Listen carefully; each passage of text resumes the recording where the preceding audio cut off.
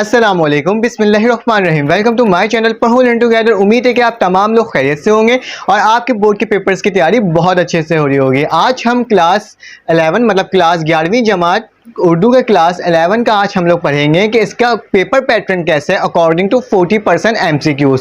क्योंकि आपको मालूम कि मॉडल पेपर अब तक आपके बोर्ड ऑफ इंटरमीडिएट की तरफ से इशू नहीं किया गया, ऐलान नहीं किया गया, बताया नहीं गया है कि किस तरह का आएगा। तो मुझे बहुत सारे स्टूडेंट्स ये कह रहे हैं कि सर आप मुझे पैटर्न बता देंगे किस तरह का पैटर्न होगा जिसकी वजह से हम लोग उसकी तैयारी कर सकें। बहुत सारे लोगों के दिमाग में कन्फ्यूजन था कि नसर निगार और हमारे पास शायरी की जो तबसरा होता है उसके बारे में क्या चीज़ कहा गया है, मॉडल पेपर में आखिर क्या बताया गया है। तो उसके रिलेटेड आज मैं आपको तमाम तरीक़ेकार बताऊंगा कि आपने किस तरह से बोर्ड के पेपर को अटेम्प्ट करना है और साथ साथ मैं आपको ये भी बताऊंगा कि उसके कितने मार्क्स मतलब के इंक्लूड हैं हर क्वेश्चंस के। और साथ साथ आपको अगर गैस पेपर चाहिए होगा या फिर टारगेट पेपर चाहिए होगा उर्दू फर्स्ट ईयर का, तो उसकी मैं लिंक भी आपको डिस्क्रिप्शन में दे दूंगा, क्योंकि मैंने ऑलरेडी फर्स्ट ईयर के टारगेट पेपर और गैस पेपर अपने चैनल में अपलोड कर दिया। फिलहाल पहले हम लोग देख लेते हैं कि हमारे पास किस तरह के क्वेश्चंस, किस पैटर्न में क्वेश्चंस आएंगे। जब आप बोर्ड के पेपर में पेपर्स देने बैठो तो आपको कोई किसी किस्म का कोई कंफ्यूजन ना हो, बल्कि आप आराम से कर लो, ठीक है। क्योंकि आपको मालूम है कि paper pattern 2022 according to 40% MCQs, ठीक है। तो याद रखना 40% MCQs हैं। तो आपको सबसे पहले याद रखना है कि आपका पेपर कितने नंबर का है, टोटल आपका पेपर कितने नंबर का है। तो टोटल नंबर पेपर का आपका 11वीं जमात का मतलब क्लास 11 का उर्दू का पेपर बेटा आपका 100 मार्क्स का होगा, जिसके अंदर पहला सवाल जो हिस्सा अलीफ आएगा जिसे आपको सबसे पहले अटेम्प्ट करना होगा वो किस में आएगा, वो कसीर इंतखाबी सवालात मतलब MCQs, मतलब 40 मार्क्स का आपका क्या आएगा बेटा, MCQs आएगा। मैं क्या लिख देता हूं MCQs, ठीक है। 40 मार्क्स का आपका MCQs होगा, क्योंकि 100 नंबर का आपका क्या है टोटल है 100 नंबर, तो 40 मार्क्स का आपका MCQs आएगा।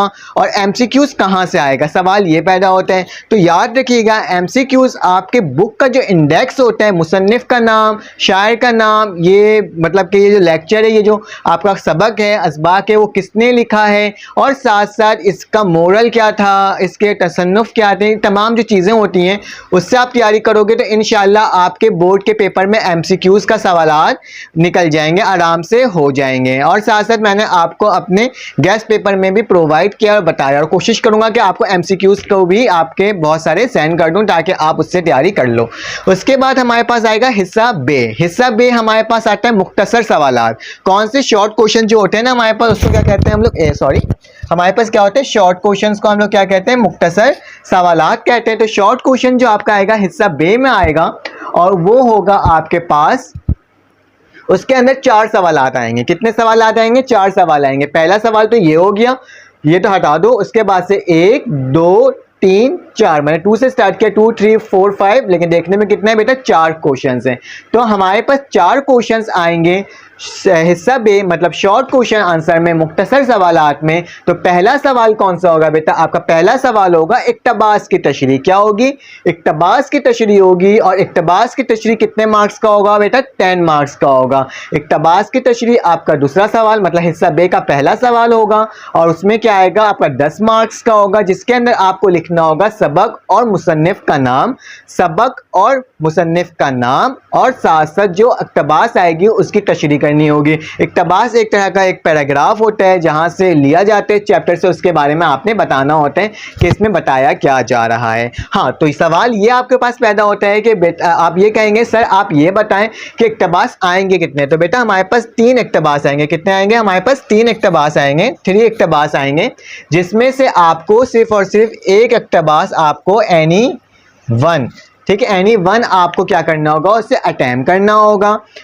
क्योंकि ये 10 मार्क का है तो आपका सबक और मुसन्निफ का नाम जो होगा ये आपके 2 मार्क्स के होंगे और तशरीह आपके कितने मार्क्स के होंगे, 8 मार्क्स के होंगे, ठीक है। 3 मार्क्स का 3 आपके इक्तबास आएंगे, 3 से 2 इक्तबास आ सकते हैं। फिलहाल जहां तक मेरा ख्याल है कि आपके पास 3 इक्तबास आएंगे, जिसमें से आपने एक को अटेम्प्ट करना होगा और साथ साथ आपने क्या करना होगा, आपने उसमें से सबक और मुसन्निफ का नाम लिखना होगा जो कि 2 मार्क्स का होगा, और तशरीह जो होगी बेटा वो कितने मार्क्स की होगी, 1 मार्क्स। तशरीह जो है वो आपकी 8 मार्क्स की होगी, तो हो गया 8 + 2 10 मार्क्स का टोटल होगा। ठीक है, इसके बाद क्या लिखा हुआ है हमारे पास, सवाल नंबर 3 आ जाता है। सवाल नंबर 3 में साफ साफ लिखा हुआ है कि आपने बताना है अशार की तशरीह। क्या बतानी है, अशार की तशरीह। अशार की तशरीह के अंदर आपने क्या क्या लिखना होगा, तारुफ शायर और तशरीह, तारुफ शायर और तशरीह करना होगा बेटा। इसके अंदर आपका ये सवाल होता है कि सर आपने ये तो बता दें कि शायर की तशरीह करनी कितनी होगी। तो बेटा आपके पास 5 शेर की तशरीह आएगी, जिसमें से आपको सिर्फ और सिर्फ 2 अटैम्प्ट करना होगा। कितना अटैम्प्ट करना होगा, 2 अटैम्प्ट करना होगा, जिसका मार्क्स कितना होगा बेटा, 10 मार्क्स का होगा। मतलब एक तशरीह की मार्क्स कितने होंगे बेटा, 5 मार्क्स होगा, और ये 10 मार्क्स टोटल होंगे। 2 अटैम्प्ट करने होंगे, तो 5 + 5 क्या हो गया मेरे पास, 10 हो गया। उसके अंदर भी मार्क्स डिस्ट्रीब्यूशन है बेटा। अगर तारुफ शायर कर रहे हो तो वो आपका 1 मार्क्स का है, और तशरीह करोगे तो आपको 4 मार्क्स मिलेंगे। इसी तरह से 2 करने होंगे हमें, तो 4 + 1 कितने हो जाते हैं, 5, टोटल कितने हो जाएंगे, 10 हो जाएंगे। ठीक है, उसके बाद हमारे पास सवाल नंबर 4 आ जाता है। सेक्शन बी के हिसाब से सवाल नंबर 3 है, और ऐसे कितना है, चौथा सवाल है। इसमें क्या किया गया है बेटा, बताया गया है कि मरकजी ख्याल करना है। मरकजी ख्याल करना है। मरकजी ख्याल का आपके पास नंबर कितना होगा बेटा, 10 नंबर का होगा, जिसके अंदर तारुफ शायर और तशरीह करनी होगी। तारुफ शायर करना होगा और तशरीह करनी होगी। मरकजी ख्याल कितना करना होगा, सवाल ये आता है। तो बेटा आपके पास 3 मरकजी ख्याल आएंगे, जिसमें से आपको सिर्फ और सिर्फ 1 अटैम्प्ट करना होगा। आपका ये भी सवाल होगा, सर आप ये सब तो बता रहे हैं लेकिन आप मरकजी ख्याल के बता नहीं रहे, कौन से मरकजी ख्याल करना है, कौन सा इक़्तिबास करना है, कौन सी अशार की तशरीह करनी है याद। तो बेटा वो मैंने अपने डिस्क्रिप्शन के अंदर साफ साफ लिखा होगा डिस्क्रिप्शन के नीचे कि आपने क्या करना है, आपको मतलब उर्दू गैस पेपर क्लास 1, और साथ साथ आखिरी में भी शो हो जाएगा आपके पास guess paper class first year, तो उससे आप तैयारी कर लीजिएगा, इंशाल्लाह आपका हो जाएगा। ठीक है, उस वीडियो को आप मुकम्मल देख लीजिएगा। पहले आप पैटर्न को समझ लेंगे, पैटर्न में है क्या चीज़। ठीक है, तो इसकी भी मार्क्स ऑफ डिस्ट्रीब्यूशन है बेटा, क्योंकि हमें 1 करना, हमें मरकजी ख्याल 1 करना है, 3 आएंगे, 3 में से 1 को अटैम्प्ट करना होगा। तो तारुफ शायर हमारे पास कितने मार्क्स का होगा बेटा, 2 मार्क्स का, और तशरीह हमारे पास कितने मार्क्स की होगी, 8 मार्क्स की होगी। ठीक है, 2 मार्क्स का तारुफ शायर और तशरीह 8 मार्क्स की होगी। उसी की तरह हमारे पास लास्ट सवाल आ जाता है सेक्शन बी का, मतलब हिस्सा बी का, असबाक का खुलासा लिखें। अकबास का आपको क्या करना होगा, खुलासा लिखना होगा। तो उसके अंदर तारुफ मुसन्निफ लिखना होगा और तशरीह करनी होगी, जिसके अंदर मार्क्स कितने का होगा बेटा, वो 10 मार्क्स का होगा, जिसके अंदर आपके 3 खुलासे आपको दिए जाएंगे, जिसमें से आपको सिर्फ और सिर्फ 1 अटैम्प्ट करना होगा।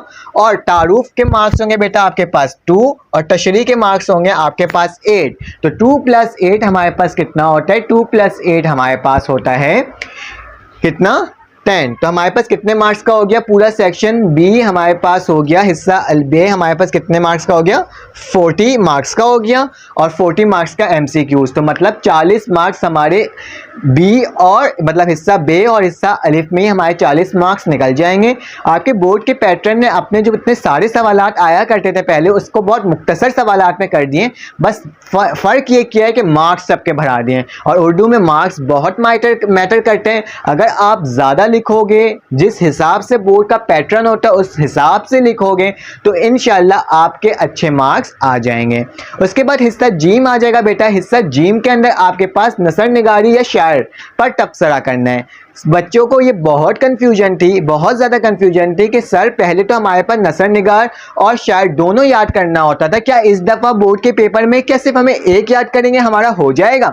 जी बिल्कुल, अगर आपको नसर निगारी पर तैयारी करनी है तो आप नसर निगारी में कर लो, शायरी को छोड़ दो, या फिर अगर आपको शायरी में करनी है तो नसर निगारी को छोड़ दो, क्योंकि इन दोनों में से कोई एक पे ही आपको करना होगा। ठीक है, सवाल में हो सकता है कि 2 नसर निगार के नाम लिखे हुए हों और 2 शायर निगार के नाम लिखे हुए हों, शायरी पर लिखा हुआ हो, ठीक है, उसके शायर के बारे में। तो आपने क्या करना होगा, उनमें से किसी एक को ही करना होगा। ठीक है, हमारे पास तकरीबन ये आएंगे 4 आएंगे, और 4 में से आपको एक को अटैम्प्ट करना होगा, लेकिन मार्क्स इसकी कितने कर दिया गया है बेटा, 20। तो ये सबसे खतरनाक चीज़ है कि 20 मार्क्स हमें इन्होंने बोल दिया है कि आपको 20 मार्क्स में ये काम करना है। तो 20 मार्क्स में अगर आपको ये करना है तो ये थोड़ा सा मुश्किल होगा आपके लिए, क्योंकि आपको इसको काफ़ी लेंदी लिखना होगा। मैं बोलूँगा कि आपने किस पे तैयारी कर लो, आप शायरी पे तैयारी कर लो, क्योंकि शायरी वाले में क्या होता है कि आपको सबसे पहले याद रखना है इब्तदा लिखना होगा, तारुफ शायर लिखना होगा। शायरी पे कर दो तारुफ शायर, नसर निगारी पे कर दो तो तारुफ नसर निगार को करना होगा, ठीक है।